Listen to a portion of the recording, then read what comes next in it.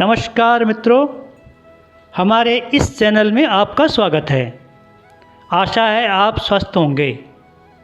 आज की रोचक कहानी का शीर्षक है मृत्यु के द्वार से जीवन दान। तो चलें आज की कहानी को शुरू करते हैं। इस दुनिया में मरना कोई नहीं चाहता, सभी चाहते हैं कि लंबी उम्र तक जिया जाए। इसी बात के लिए दवाइयाँ, अस्पताल, ये सब कुछ इंसान ने बनाए हैं। मगर ये भी सत्य है कि आदमी को एक दिन मरना तो है ही। जन्म लिया है तो मरना भी होगा ही। मगर कभी हमें किसी घटना के घट जाने पर अचानक ऐसा लगे कि मैं कैसे बच गया, क्योंकि मृत्यु होनी थी। ऐसा लग रहा था कि अभी मरा कि तभी मरा, लेकिन अभी तक जिंदा हूँ। इस घटना के घट जाने पर कभी कभी ऐसा लगता है कि ये कोई सपना तो नहीं है। मगर सपना नहीं, बल्कि सच्ची घटना घटित होती है। तो ज़िंदगी में जब इस तरह की घटनाओं की सीन हमको दिखाई देती है तो फिर हम कहते हैं कि हमको जीवन दान मिल गया, या हम यूँ कहते हैं कि हमें मृत्यु के दर्शन हुए। तो आज की रोचक कहानी के अंतर्गत मुझे ज़िंदगी में 4 बार मृत्यु के दर्शन हुए।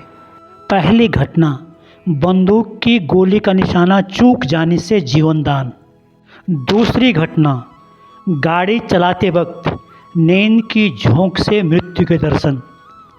तीसरी घटना, पेड़ के टूट जाने से बाल बाल बचने से जीवन दान। चौथी घटना, चट्टान में पांव फिसल कर लुढ़कने से जीवन दान।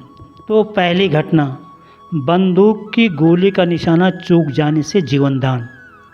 जब मैं छोटा था, मुझे आज भी अच्छी तरह याद है कि हमारे गांव में हमारे घर के बाहर एक बड़ा चौक था। इस चौक के चारों ओर बैठने के लिए बना रखा था और इससे बाहर के एरिया में बगीचा था। इस बगीचे में सबसे पहले चौक के नज़दीक बेल वाले पौधे जैसे ककड़ी, छेमे, करेले आदि को बोया जाता था।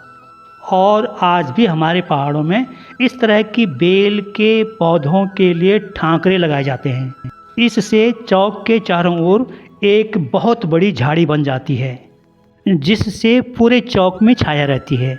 भाद्र पक्ष में जब तेज़ धूप होती है तो उस समय इसकी छाया सुकून देने वाली होती है। तो इसी छाया का आनंद लेने के लिए मैं अपने घर के बाहर बरामदे में बैठा था। हमारे घर का ये बरामदा चौक के लेवल से लगभग 1 या 1.5 फीट ऊंचाई पर था। लगभग दिन के 1 या 2 बज रहा होगा। उस समय हमारे ठेकेदार चाचा की 2 नाली बंदूक थी और वे शाम को हमेशा मुर्गा मारने के लिए नज़दीक के जंगल में जाते थे। आज उन्होंने बंदूक की सफाई की योजना बनाई। वे अपने बंदूक को लेकर जहाँ पर मैं बैठा था उसके ठीक नीचे सामने लगभग 14-15 फीट दूरी पर, यानी चौक के निचले किनारे छाया में बैठकर बंदूक साफ करने लगे।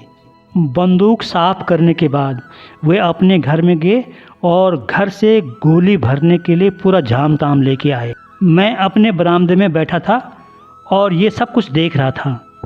ठेकेदार चाचा अपने काम के साथ साथ मुझसे भी बतिया रहे थे कि आज शाम को मैं मुर्गा मार के लाऊंगा और मीट बनाऊंगा, तू भी खाएगा। अब उन्होंने बंदूक में गोली भरने का कार्य शुरू किया। पहले बारूद भरा, फिर गोली, उसके बाद कपड़े से डाट मार दिया। बंदूक में गोली भरने के बाद ऊपर से टोपी रखनी होती है। जिस समय उन्होंने बंदूक के टाइगर के ऊपर टोपी रखी, उस समय वो इस तरह से बैठे कि उसका नाला मेरी ओर हो गया। ये बंदूक 2 नाला वाली थी। मैं उन 2 नालों के छेदों को देख रहा था और ये प्रयास कर रहा था कि अंदर कहाँ तक दिखता है और इन छेदों से गोली कैसे निकलती होगी बाहर। इस तरह से मैं देख ही रहा था कि अचानक बहुत बड़ी फायर हो गई। ठेकेदार चाचा हक्का बक्का होकर एक टकी निगाह से मेरी ओर देख रहे थे। फिर ठेकेदार चाचा ने बंदूक का पूरा झाम ताम वहीं पर छोड़कर भागते हुए मेरे सामने आए। मेरे ऊपर हाथ फेरा, उन्होंने हिलाया मुझे और देखा कि कहीं कोई गड़बड़ तो नहीं है। उसके बाद उन्होंने बरामदे से बाहर एक 1.5 फीट जो ऊंची दीवार थी चौक से, उस दीवार में देखा तो जहाँ पर मैं बैठा था वहाँ से लगभग आधा फीट नीचे उस दीवार पे एक छेद बना हुआ था। अर्थात जिस समय उन्होंने बंदूक के ऊपर टोपी रखी तो उस समय उनकी लापरवाही ये थी कि टाइगर दब गया और टाइगर दबने से फायर हो गई। क्योंकि बंदूक की पकड़ मजबूत नहीं थी इसलिए जब फायर हुई तो हाथ हिलने से निशाना चूक गया।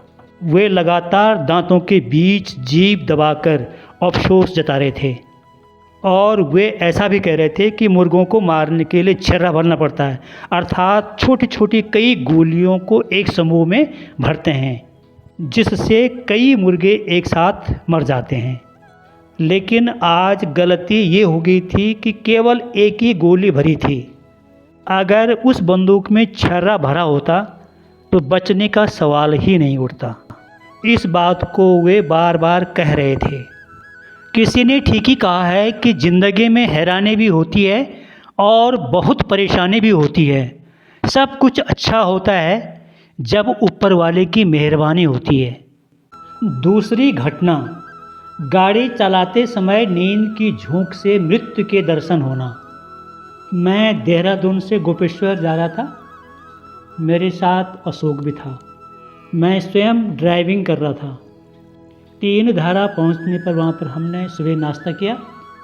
उसके बाद हम पहुँचे श्रीनगर और श्रीनगर के बाद हम चले रुद्रप्रयाग के लिए।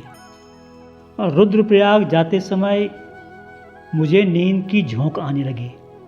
भले ही पहले भी आंखें कट रही थी लेकिन अब अधिक दबाव पड़ रहा था। गाड़ी अपनी स्पीड में थी। एक स्थान पर अशोक ने ज़ोर से कहा कि गाड़ी इतने नीचे क्यों जा रही है। अशोक की आवाज़ मेरे कानों में गूंजी और मेरी आंखें खुली तो मुझे ऐसा लग रहा था जैसे मैं सो के उठ रहा हूँ। मैंने देखा कि गाड़ी जो है सड़क के निचले किनारे चल रही है। फिर मैंने अशोक को ये जताने का प्रयास किया कि गाड़ी सही रास्ते पे चल रही है और मुझे नींद नहीं आ रही है, जबकि सच ये था कि मुझे न जाने कब नींद का झोंक आया और अशोक के चिल्लाने पे मेरी नींद खुली। वहाँ पर काफ़ी दूर तक सीधी रोड थी। अगर थोड़ा भी मोड़ होता तो हमारी गाड़ी नीचे अलकनंदा में होती। इस जीवन दान के लिए परमात्मा को धन्यवाद। किसी ने सच ही कहा है कि मौत उस कठिन रास्ते की तरह है जिसे भगवान चलाते हैं। तीसरी घटना देहरादून सीजेएम कोर्ट परिसर की है। सीजेएम कोर्ट के सामने एक बहुत पुराना कटहल का पेड़ है। जैसा कि सभी को मालूम है कि कोर्ट परिसर में हर समय बहुत ज़्यादा भीड़ रहती है। हर जगह छोटी बड़ी गाड़ियों का जमघट रहता है। हमेशा की तरह मैं आज भी सुबह 9 बजे कोर्ट में आया और कटहल के बगल में मैंने अपने स्कूटर को खड़ा कर दिया। शाम के लगभग 3-4 बजे घर जाने के लिए मैंने अपने बैग को उठाया और उस कटहल के पेड़ के आगे से होकर स्कूटर तक जा रहा था।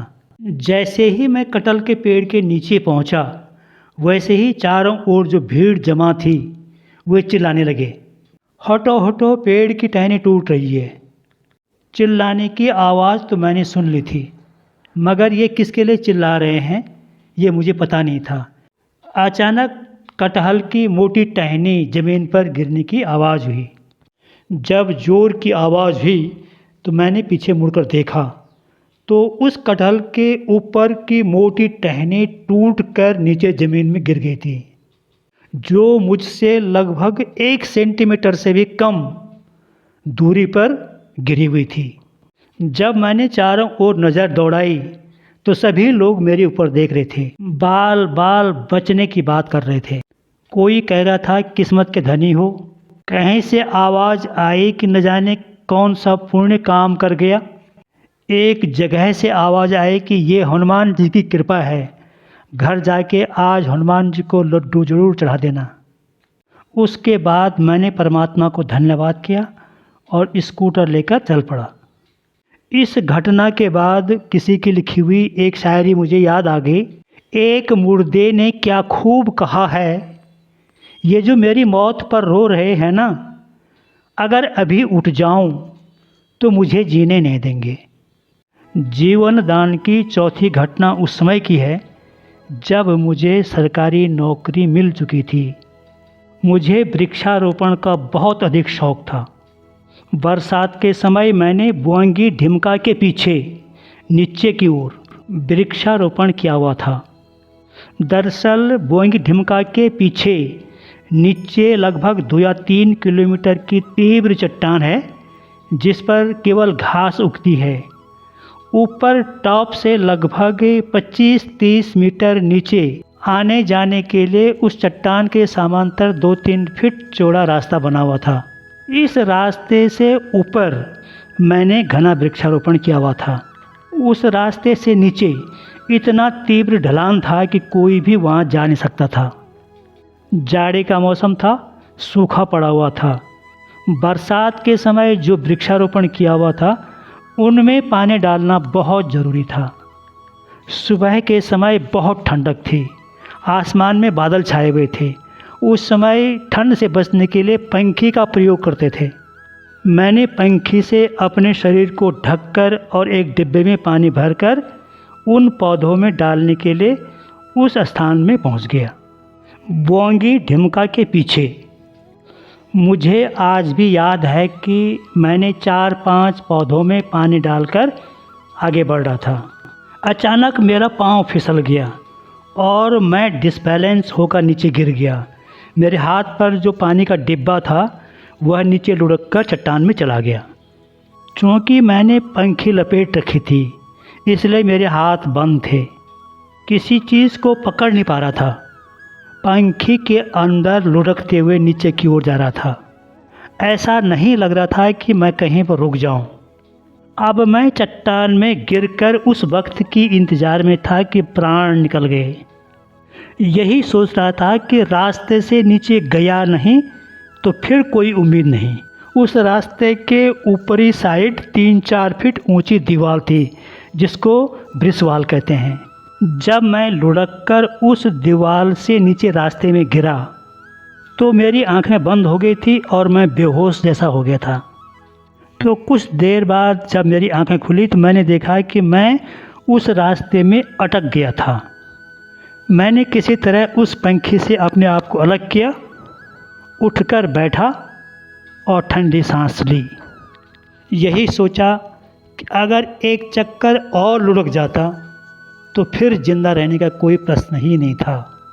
उसके बाद इस जीवन दान के लिए परमात्मा को धन्यवाद किया और अपने घर वापस लौटा। किसी ने ठीक ही कहा है कि मृत्यु के बाद का सच पत्नी का मकान तक, समाज का शमशान तक, पुत्र का अग्निदान तक और आपके कर्मों का भगवान तक रहता है। तो आज की कहानी यहीं पर समाप्त होती है।